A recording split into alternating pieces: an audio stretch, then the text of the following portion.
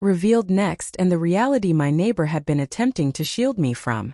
Hit subscribe right now and leave a comment telling us where you're viewing from. Because what happened at noon didn't merely transform my existence. It exposed the reason I was never meant to live through this particular day. The detective kept his professional tone, yet something lingered underneath. A sense of urgency mixed with wariness that signaled this wasn't merely an informational call.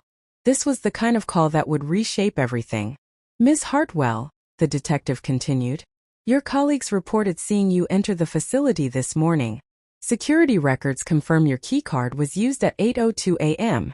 We've got video evidence with timestamps showing your automobile pulling into the parking structure. I pressed the phone tighter against my ear, my words shaking. That's absolutely impossible. I remained home all morning. I didn't go to my job at all today. Another pause. Then he posed a question that sent ice through my veins. Can anyone confirm that? I looked around my empty living area. The quiet pressed in around me. Accusing. Judging. No, I breathed out. I'm alone here. The detective's manner hardened, becoming more official. Ms. Hartwell. Around 11:47 this morning, a security alert was activated on the 4th floor of your workplace. A coordinated assault happened there. You've been listed as unaccounted for from the location. We must find you, both for your protection and for further inquiry. My fingers tightened on the phone. Further inquiry? Why would I need to be questioned? The silence stretched longer this time, like he was measuring his words with care. Materials were discovered inside the facility. Objects connected to you were found near where the incident occurred. My thoughts went completely blank. Objects connected to me. That's when Marcus came rushing back to my mind. His white face. His trembling hands. Don't go to work today. Somebody had been arranging this, and I had been placed inside that arrangement, either as the target or as the one they'd blame. I'm repeating myself, I wasn't present. I insisted, forcing myself to sound composed. Somebody must have duplicated my access card. Then a sudden realization struck me so forcefully I could hardly speak. My automobile. Did your footage show who got out of that vehicle? The detective answered quietly. The recording is damaged. We can't make out any face. Only the automobile with your plates clearly displayed entering. My heartbeat accelerated. Whoever orchestrated this had reached my vehicle or used an identical copy. My identity hadn't simply been taken. It had been overwritten. I peered through my window, pulse racing. Was somebody observing me right now? Was someone anticipating my panic so I'd make the wrong decision? Before I could ask further, the detective stated, officers will be arriving at your residence shortly. Please stay where you are. My protective instincts kicked in hard. If Marcus told me to avoid work and someone pretended to be me, then authorities showing up might not be arriving to protect me. They could be arriving to arrest me. As soon as the call ended, I pulled every curtain shut and secured each lock. My breathing came shallow and quick. My thoughts raced backward through every odd moment of recent weeks. A man dressed professionally watching me from his sedan across the street. Messages from unfamiliar addresses checking if I'd be in the office on Tuesday. The sensation that someone had been through my possessions while I was out. This wasn't my imagination. This was calculated planning. Suddenly, a knock landed on my door. Controlled, forceful, not uncertain like a worried neighbor, and not panicked like someone in trouble. It was purposeful. I held my breath and remained motionless. Another knock, then words. Jessica, it's Marcus. Let me in. We have things to discuss. My chest tightened. I crept toward the entrance but didn't unlock it. How did you know the authorities would contact me? I asked through the barrier. His reply came back hushed and composed. Because they aren't arriving to protect you. They're arriving to transport you to federal detention. You were never supposed to open your eyes in your own house this morning. My thoughts spun. What are you even saying? They arranged that incident to remove everyone inside that facility, he explained. And you were meant to be present not as a casualty but as the individual they'd hold accountable. The first light hadn't even thought about appearing when the banging started at my front entrance. I glanced at the clock display, 5:02 in the morning. Nobody comes knocking at that hour unless something has gone terribly wrong. I grabbed my hoodie, pulled it over my head, and walked toward the door with my heart slamming against my ribs. When I opened it, my neighbor from next door, Marcus Webb, was standing there. His complexion had gone white. His breathing came in ragged pulls, like he'd sprinted across the lawn without stopping. "Whatever you do, don't head to your job today," he said, keeping his voice low and full of urgency. "Remain inside. You have to believe me." I stood there blinking at him, completely lost. Marcus kept to himself, always had good manners, and seldom offered more than a quick greeting when we crossed paths. I knew almost nothing real about him except that he valued his privacy and had arrived in the neighborhood about a year back. Witnessing him in this condition, genuinely frightened, felt completely unnatural. "What are you even talking about?" I demanded. "Has something happened?" He moved his head from side to side slowly, yet his eyes held that piercing look of someone delivering a serious warning. "There's no time to get into it properly. Just give me your word you'll stay inside these four walls today." Not for any excuse whatsoever. The whole situation felt surreal in that instant. That cold morning breeze, the first hint of orange creeping across the horizon as sunrise began. And there was my typically emotionless neighbor, appearing now like a man barely holding himself together. I drew a long breath. "Marcus, you're genuinely frightening me," I told him. "What's the reason I should avoid work?" He paused, thinking. Then his tone dropped so low I could barely catch it. "By midday, you'll understand completely." Before I could get another question out, he moved backward, threw a quick look up and down the street like he expected to find someone observing us, and hurried back to his own place. He didn't turn around once. I remained frozen there, my fingers still wrapped around the handle, thoughts spinning wildly. Part of me, the logical part, wanted to brush this off as some kind of delusion. Maybe he was unwell. Maybe he was experiencing some sort of mental episode. But something deeper, that inner voice that had never led me wrong, insisted I pay attention to this. And there was another element I couldn't simply dismiss. 3 months earlier I had lost my dad. They called it sudden. Officially they labeled it a stroke. However, during the days leading up to it, he kept attempting to speak with me regarding something significant he felt I needed to see. When I pushed him for details, he'd just respond, "This concerns our bloodline. The moment has come for you to understand." Then before we could ever sit down for that talk, he was gone. Ever since that moment, peculiar incidents had been occurring around me. A vehicle lingering near my driveway for extended periods with windows you couldn't see through. My phone lighting up with anonymous numbers where nobody spoke after I answered. My younger sibling Emma, who works abroad, contacting me to ask if I'd observed any unfamiliar people in the vicinity. Nobody had spoken directly about anything, yet I had sensed it. Something had been shifting in my life quietly, deliberately, and whatever it wasn't random chance. I go by the name Jessica Hartwell.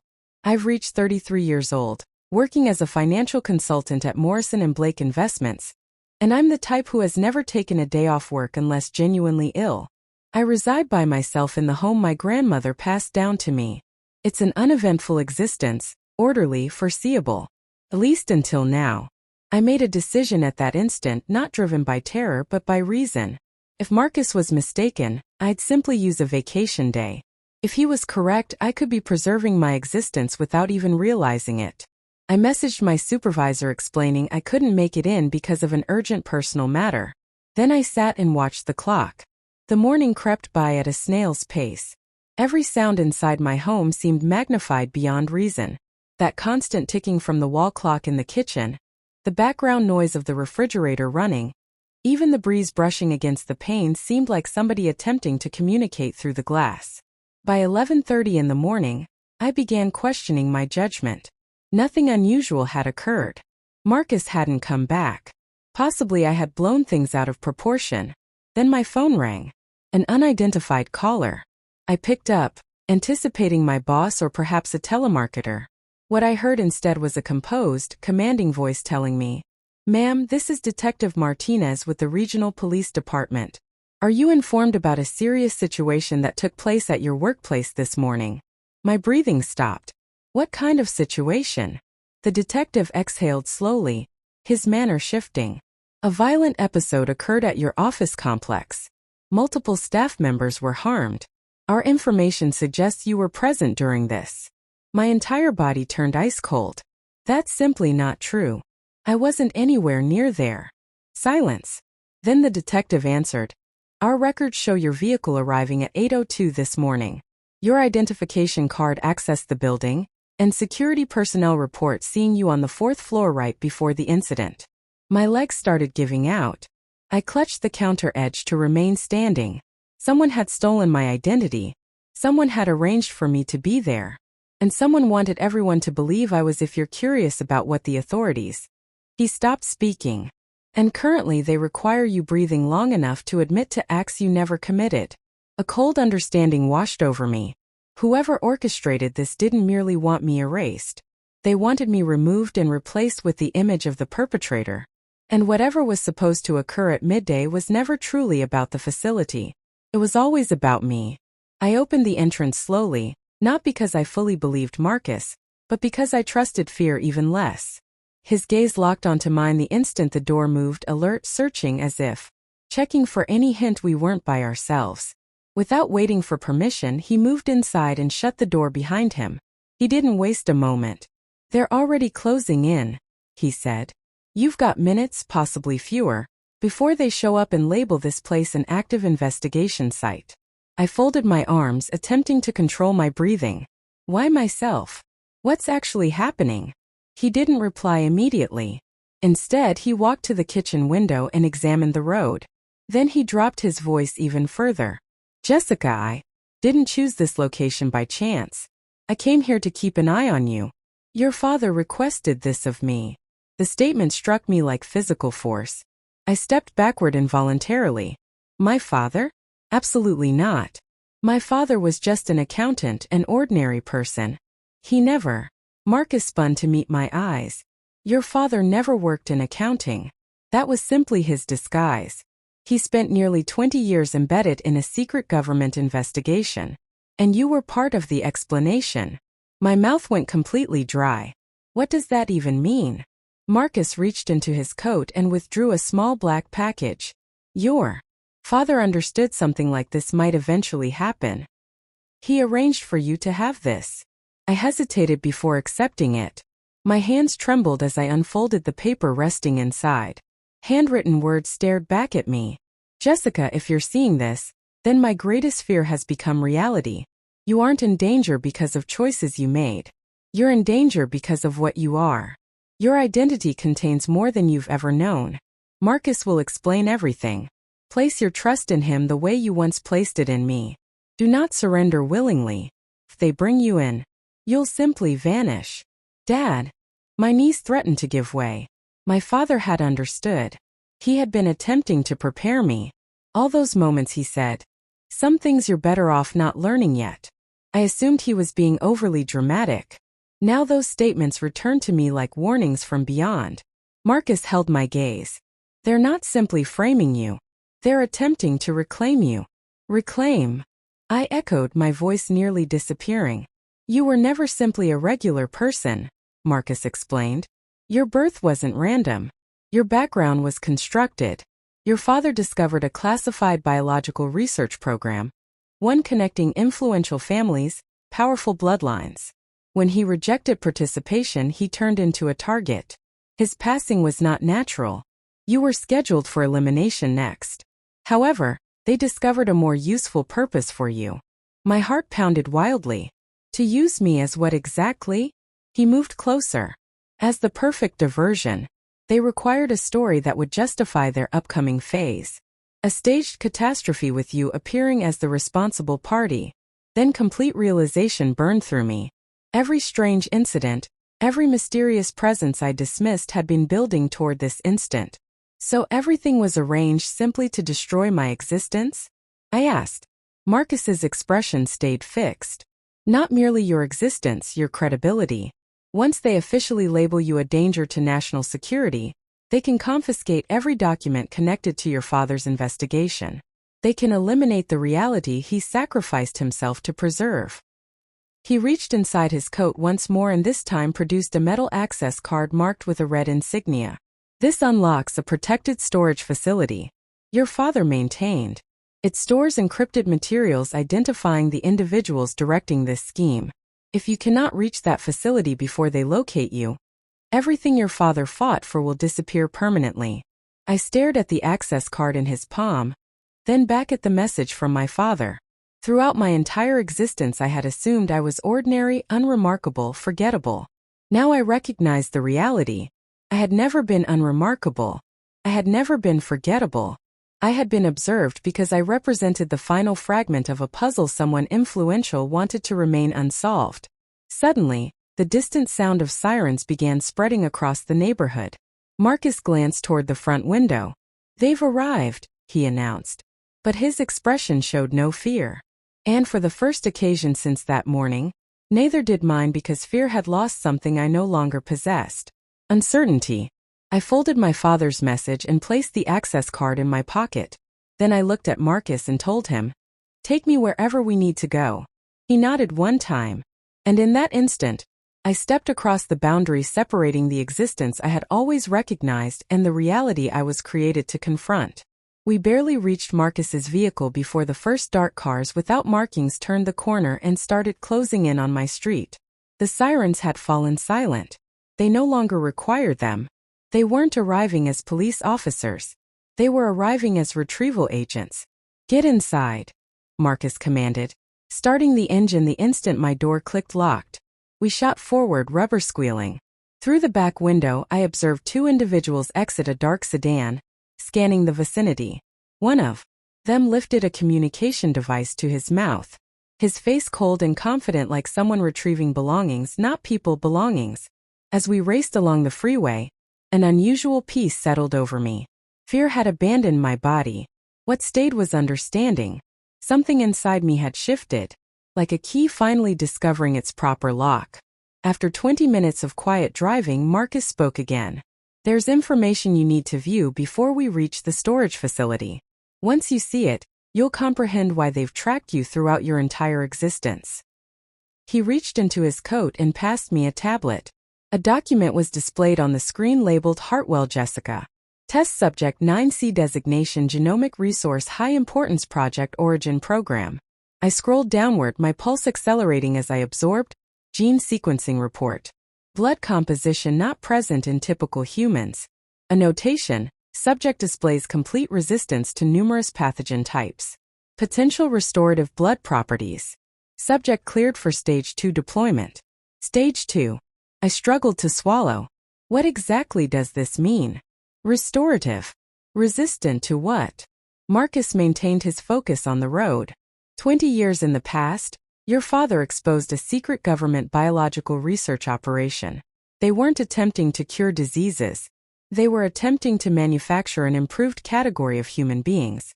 Individuals with particular immune benefits who could withstand disease outbreaks, chemical exposure, battlefield conditions. I stared at the screen, light reflecting across my face as reality started to sink in like sediment. My father participated in this? I questioned. He was never intended to, Marcus answered. He discovered it accidentally when he found medical inconsistencies in your early childhood files. He located blood samples of yours in locations he never approved. He understood you were being examined without his awareness.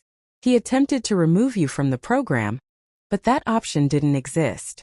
The freeway lights rushed past us like bright streaks. I could barely absorb the words. Myself a specimen, an experiment, a target. Marcus continued, his voice measured but certain. Your father exposed the program's existence to a federal review committee. The committee mandated the project terminate, but instead of ending, the individuals at the top eliminated the investigation and everyone connected. Everyone, which included my father. I breathed out. Marcus nodded. They manufactured the appearance of a stroke, but he was killed using a nerve agent developed within that same program. His passing was intended as a warning. I shut my eyes. For the first occasion, I didn't see my father as a reserved man carrying secrets. I saw him as someone who sacrificed everything to shield his child from the reality she never understood she was born into. They intended to collect you on your 33rd birthday, Marcus explained. However, something shifted. Your profile got accelerated. Your health screening last month triggered an automatic alert. That's why they organized the attack at your workplace today. If you had attended, You would either be dead or taken, dead or vanished. And currently, I questioned, they will publicly blame me, Marcus responded. Declare you a national security threat. Asset recovery operation. I gripped the tablet tightly. But why construct a false story? Why not simply take me discreetly? Because they don't merely want your physical form, Marcus answered. They require command of the public story. If the population believes you're dangerous, nobody will question their actions toward you. We departed the main highway and entered a forest route heading toward a distant building. The trees grew thicker, the atmosphere colder, my heartbeat steadied. I had left behind the existence I recognized. I had entered the one I was designed for. As we approached what appeared to be an abandoned shelter concealed beneath an overgrown hillside, Marcus stopped the vehicle and faced me. You have one remaining choice, Jessica, he said, his tone low. Once you enter that space, there is no returning. You will learn everything. Your father gave his life to protect the truth about what you are. And once you possess that knowledge, they will pursue you endlessly. I met his eyes. I've been pursued my entire existence without understanding why, I told him. It's time I discovered what's within me that they're so determined to control. Marcus nodded. Stepped out of the vehicle. The entrance of the shelter groaned open like it was waking from decades of quiet. And in that moment I understood this wasn't the conclusion of my existence. It was the beginning of the genuine one. The shelter door sealed behind us with a deep metallic boom that echoed through the chamber like the pulse of something ancient. The atmosphere was cold, undisturbed, like this location had been waiting, not merely for anyone but specifically for me. Marcus moved with purpose, entering a lengthy hallway lined with steel safety barriers. I followed him silently, each footstep heavier than the last. The deeper we traveled, the more an unusual feeling started growing in my chest. Not fear, not worry, but familiarity. My body recognized this space even if my thoughts did not. We stopped before a vault entrance with a circular symbol engraved into the metal, the Hartwell family emblem. My father had once displayed a sketch of it to me, explaining it belonged to ancient relatives. Now I understood the reality. It wasn't ancestry. It was classification. Marcus gestured to a small screen mounted on the wall. Your genetic code will unlock this vault, he explained. I paused. How can you be certain? Because your father informed me, he answered. He explained the vault would only respond to his bloodline, and you are the final one. The final one. It struck me that I wasn't simply opening a door. I was opening the ultimate mystery of my family's existence. I pressed my palm to the scanner. A flash of light traveled across my skin. The vault produced a soft tone, then slowly revolved open. Cold air escaped and, with it came a scent that made my chest ache. Old documents, memory, and something else belonging. The chamber inside was round and filled with shelves of dark containers, each marked with coded sequences. At the center stood a glass stand, and on that stand, preserved within protective covering, was a single leather journal. My father's journal. Hands shaking, I lifted the covering and opened to a marked page. There was a message addressed to me in his handwriting. My daughter, if you're reading this, then the deception surrounding your existence has finally been removed. However, what I need you to understand above everything else is this. You were never an accident. You were never property. You were the initial successful demonstration that human resistance can develop naturally. They did not manufacture you. You were born with what they have spent decades attempting to engineer. It is not what was performed to you that gives you power. It's what you already represent. You are the future they dread. I shut my eyes as moisture blurred the writing. My father didn't simply die to protect me. He died to protect what I symbolized. Not a tool but a possibility. On the following page was one final direction. There is a choice only you can make. At the far end of this vault sits the main command terminal. One instruction will provide them what they've always desired, your submission. The other will distribute every classified document connected to the Hartwell program to the public. Once you decide, the world will be permanently transformed. I looked at Marcus. He offered no guidance. He simply said, your father trusted you to choose, not as a test subject but as a human being. My legs felt weighted as I approached the command terminal. Two buttons glowed softly beneath glass. Acquisition protocol signaling surrender. Revelation protocol triggering public exposure. If I selected the first, I might endure, but at the expense of my freedom and the truth. If I selected the second, I would make myself the target of powerful individuals who had already killed to conceal this secret. I pressed the second button. A low hum filled the chamber. A timer appeared on the display. Information began flowing onto protected channels preset by my father. Evidence, identities, financial records, all streaming to worldwide news sources, encrypted yet discoverable. There was no returning. Marcus exhaled. It's finished. You've just reshaped the world. Suddenly, sirens screamed. They had located us. Our time had ended. However, I no longer felt afraid. For the first occasion in my existence, I wasn't hiding behind what I believed was safety. I was standing in the brightness of truth. We must depart now, Marcus said urgently. As we raced toward the exit passage, my father's final words echoed in my thoughts. You were not created to be controlled. You were created to reveal what control truly means. We emerged into the cold darkness. Helicopters rumbled overhead. Search beams cut through the forest. But I no longer viewed them as pursuers. I saw them as the first wave of a collapsing falsehood. And I was no longer fleeing from them. I was guiding the resistance against them because I wasn't merely surviving anymore. I was becoming what my father had always believed I could be. Not a subject, not a casualty, but the origin of something entirely different. If you believe the truth should never stay hidden, regardless of how powerful the individuals attempting to conceal it are, make sure you subscribe immediately and comment where you're viewing from. Because this narrative is not the finish.